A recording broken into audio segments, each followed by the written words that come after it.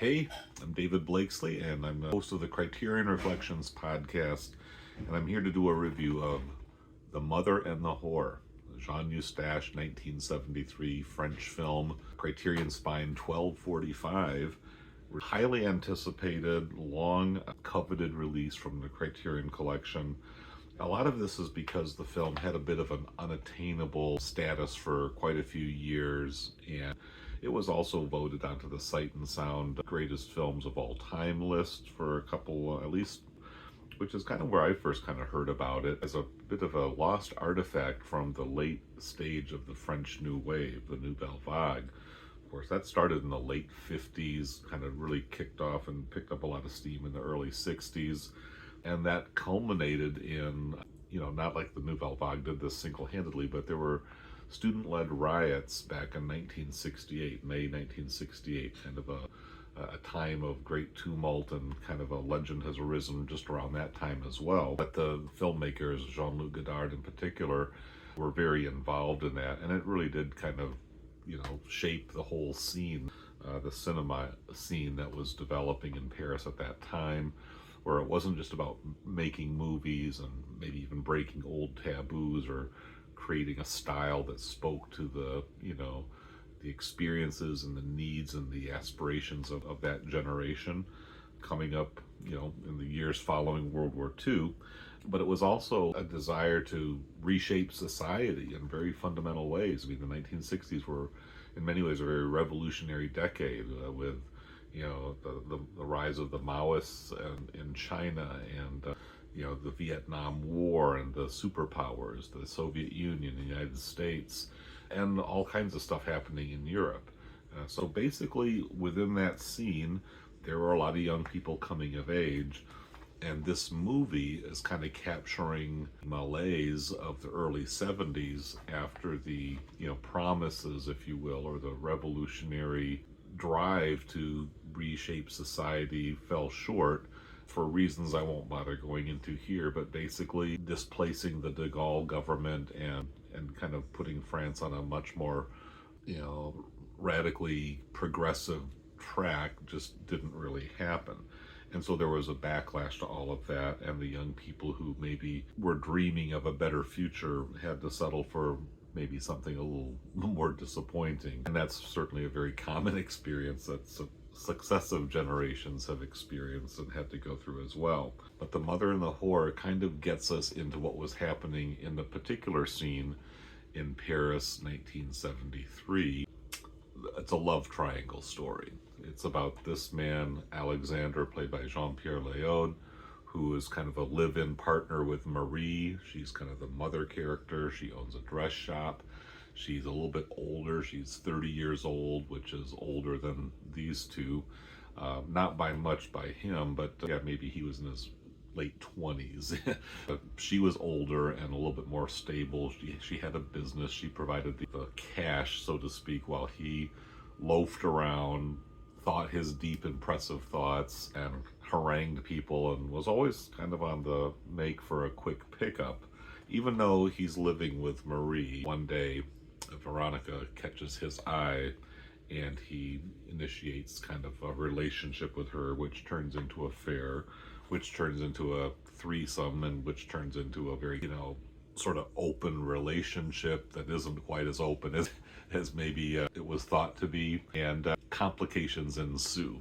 That's basically the dynamics between the man and the two women, who are kind of, well, they're not really rivals. In fact, they're actually become closer friends on a kind of a spiritual or personal level than he's able to be a friend to either of the two women. So there's a little ironic twist going on there. But this is a lot of talk. There's a lot of conversation, and apparently the writer, director, Jean Eustache, based a lot of these dialogues on actual conversations, even to the point where maybe some of them were tape recorded and transcribed into the script with maybe just a few minor changes. But the back and forth and the friction and the hostility and the frustration as you're not getting your point across and you're getting countered with somebody who's telling you something you just don't want to have to hear or accept.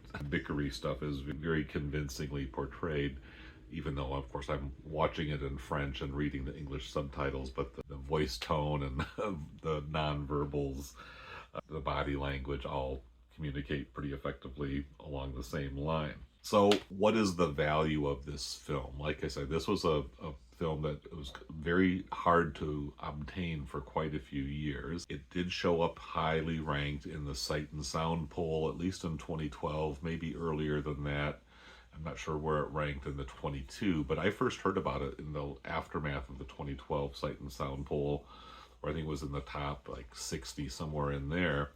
And for a film that relatively few people had seen, what was it that made this one so special, right? It's 3 hours and 30, 40 minutes. And it was even longer at one point. Eustache wanted to release a 4-hour cut, but he had to make it down to 3.5, and it's still not even there.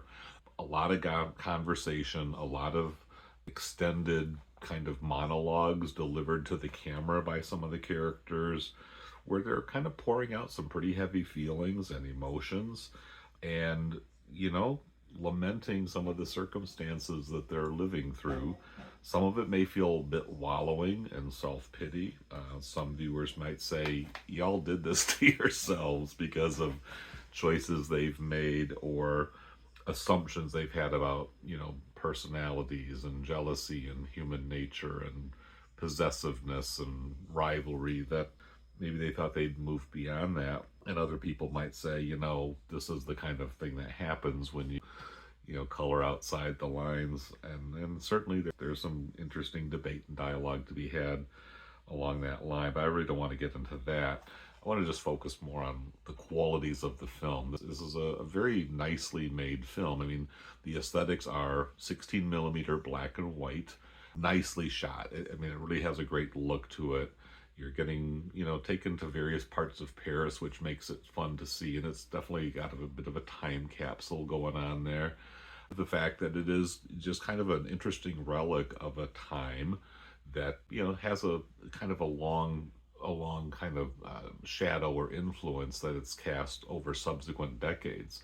The Paris of the 1960s and early 70s was a pretty cool and happening place as far as artistic creativity was concerned. I want to just kind of put this movie into context of some other great Criterion titles. Now, if you go to the Criterion Collection website, so they're going to suggest Jules and Jim, which is about another kind of love triangle, two men going after one woman, so a little bit of an inversion going on there, but another classic French, Francois Truffaut, early French New Wave, you know, classic. They also recommended John Cassavetes' Faces, which is a movie that's very much intense, dialogue-driven, interpersonal conflicts. Big difference here is that with Cassavetes, there was improvisation and actors just kind of melting into their characters and speaking as if they're in character. The Mother and the Whore, on the contrast, was extremely tightly scripted by Eustache. He would not permit his actors to deviate one word from what he had written. At least that's how the story goes.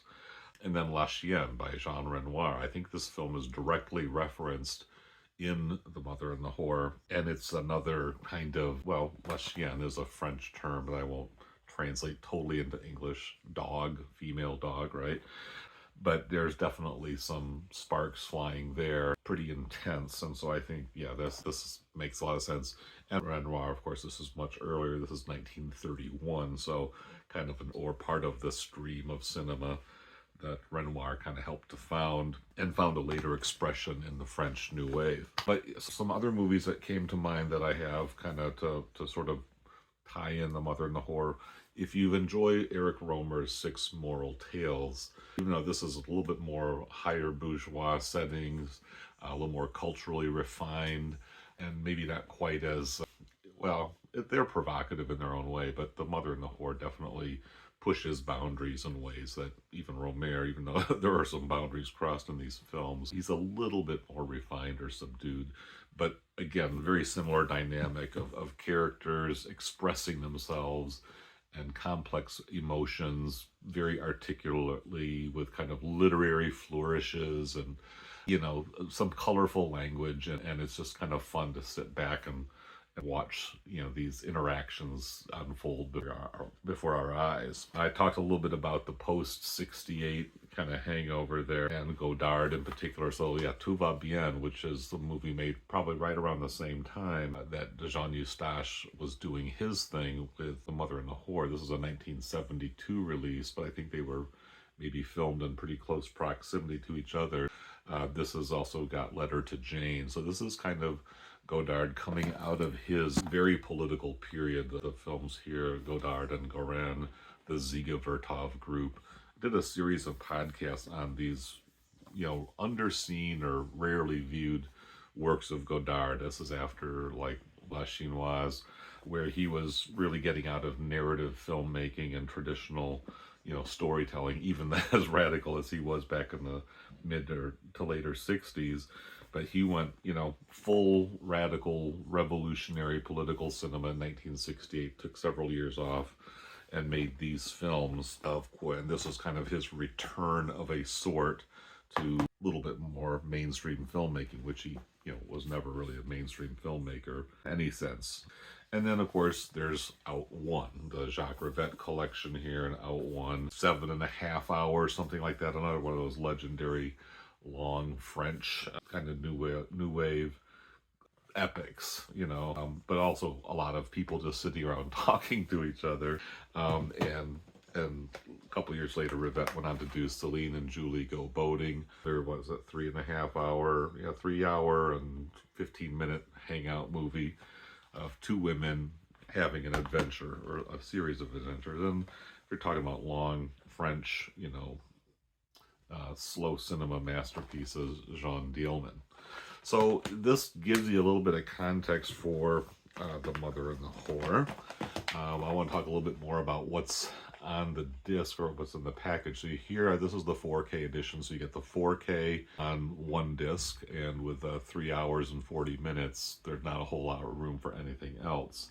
The Blu-ray has a few supplements here. One is a short interview with Françoise Lebrun.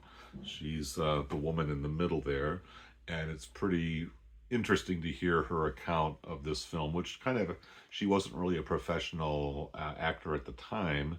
She and Eustache had an affair, and they were exes at this point, but he wrote this movie partly to work out some of his past broken relationships with her and with others who are kind of referenced in this film. It's very apparently autobiographical on Eustache's part, and maybe that's why he felt the desire or the freedom to go as long as he did, because he had a lot to just sort of process and get off his chest. There's also an interview with Jean-Pierre Gorin, who I kind of referenced slightly in those Godard films from 68 to 71. Jean-Pierre Gorin was a young man who kind of came into Godard's inner circle and helped him make those movies. He is interviewed as one of the supplements on this, and he is talking to Rachel Kushner. I will just say about that supplement, it's great to hear Gorin. I really like him. It seems like he and Kushner were kind of talking past each other a few times. There's a little bit of word salad-y stuff going on where they're kind of getting into their kind of higher critical discourse and stuff. And I'm not sure there's a lot of substance underneath the flowery language there. And they had some different takes on Eustache. So you see a little bit of maybe slight friction even, or disagreement between them. Or maybe in some cases, Gorin maybe didn't quite get the point she was trying to make. And so, is it proper to criticize supplements? I just had a few things to say about that as I was kind of watching it the other day. There's a restoration. This is a film that's really been circulating in low quality DVDs, VHS. It's never had a popular, widely accessible version.